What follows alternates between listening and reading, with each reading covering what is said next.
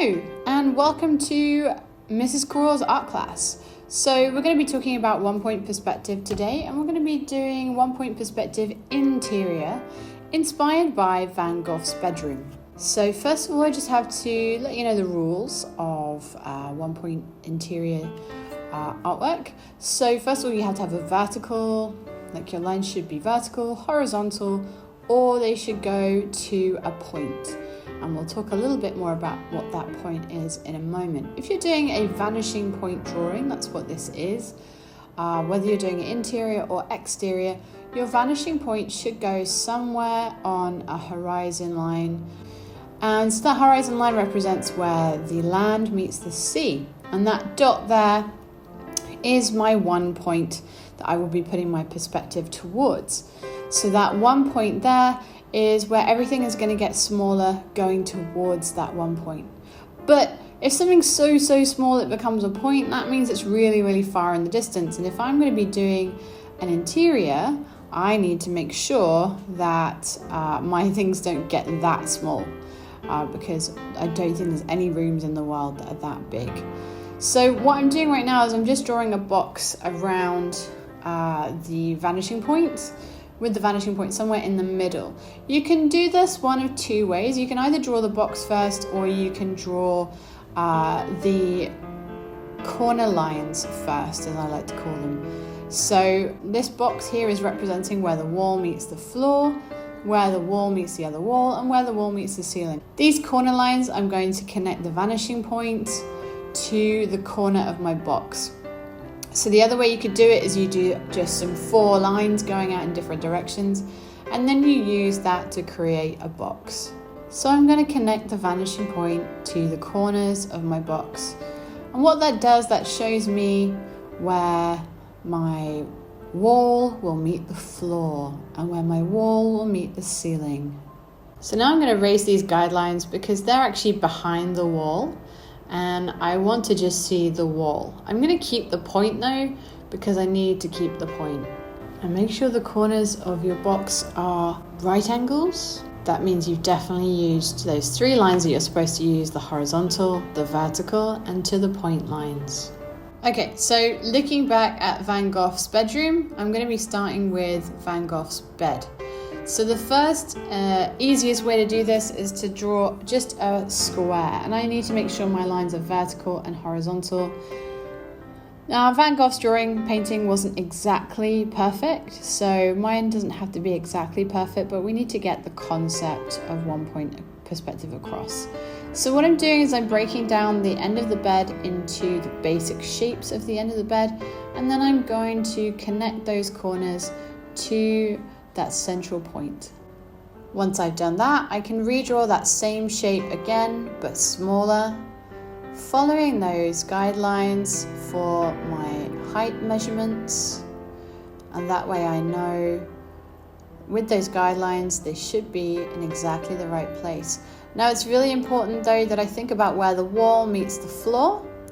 So I need to make sure that my bed does not go above where the wall meets the floor. If it's above that, then it's going to look like the wall doesn't exist, or like the bed is floating in space, or the bed is in a very peculiar position with the wall. So make sure you don't go beyond that line.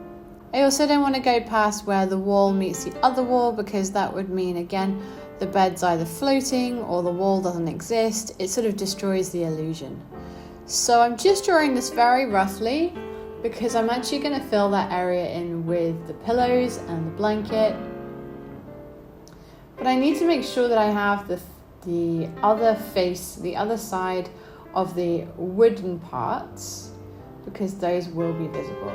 And again, I don't want to go beyond that line where the wall meets the floor. I'm just re-outlining my bed so I can really see exactly where it's meant to be. And I'm also just doing this very roughly because it's not like Van Gogh was really that accurate, but I need to at least make sure I've got the concept there.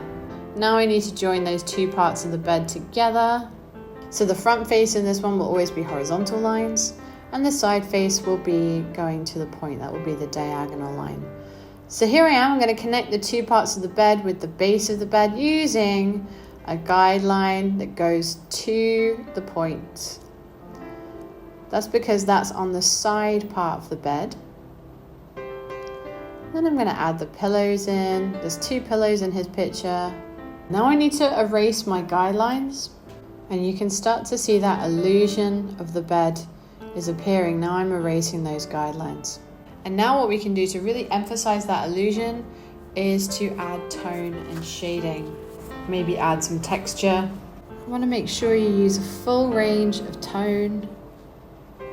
Okay, so now I'm thinking about the floorboards, and again, I'm drawing them to the point and using the rules that we've got for a 1-point perspective drawing.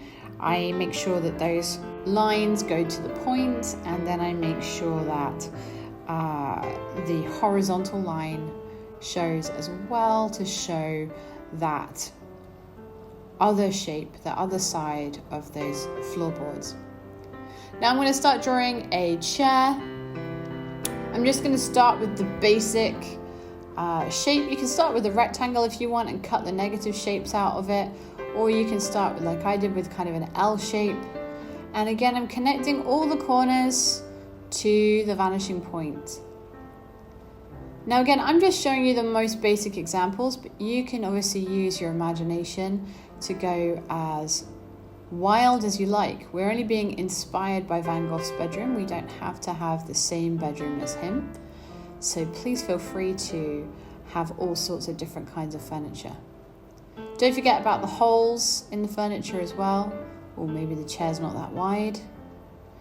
So that's how I'm going to follow that chair, using the same shape that I used before, making sure I use a guideline to the point for that inside part. And now I'm just kind of filling in the shapes. Remembering you've got the front face, which is kind of like horizontal and vertical, and then you've got the side face, which is vertical and to the point. So the front face, the bit that's facing you, is going to be horizontal and vertical, and the rest of the lines are going to be either vertical or to the point. Now he had a bit of a cushion thing going on in his chair, so I've plumped that up a little bit. It's not quite fitting in with the 1-point perspective because it's not such a geometric shape, it's more of an organic shape. I'm also going to try and make that wood look a little bit skinnier for the chair. I'm just going to mess around with the details now. The next thing I want to talk to you about is the pictures. So if you're looking at the pictures on the back wall, they are front facing, so therefore they will just be a regular rectangle. They will be just horizontal lines and vertical lines. However, if you're going to do the pictures on the side wall, then you'll need to make sure that those also follow to the point. So you'll need to make sure there's a guideline there and vertical lines. Now I'm going to show you how to do a window. Again, if it's on that back wall, if it's front facing, then it's just horizontal and vertical lines. Super easy. I like to put a little bit of detail in there as well. If the window's open, then you need to think about the angle that it's open. If it's open, that means it's coming towards you. I've done it slightly wrong there, so I'm just correcting it now. If it's coming towards you, that means it's going to have lines going up at the top and down at the bottom. So it's going to be a trapezoid rather than a rectangle. It's as if it's on the side-facing walls because it's a side-facing thing.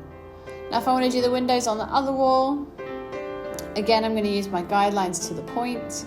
And this time, if the window is open, it might actually go in the other direction.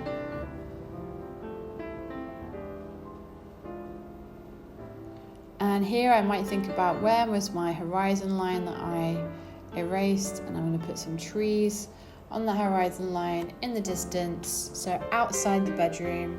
So I'm going to work on this a little bit more, add some more details, add some more shading, erase some of the guidelines. But you can see this is what we've been inspired by today.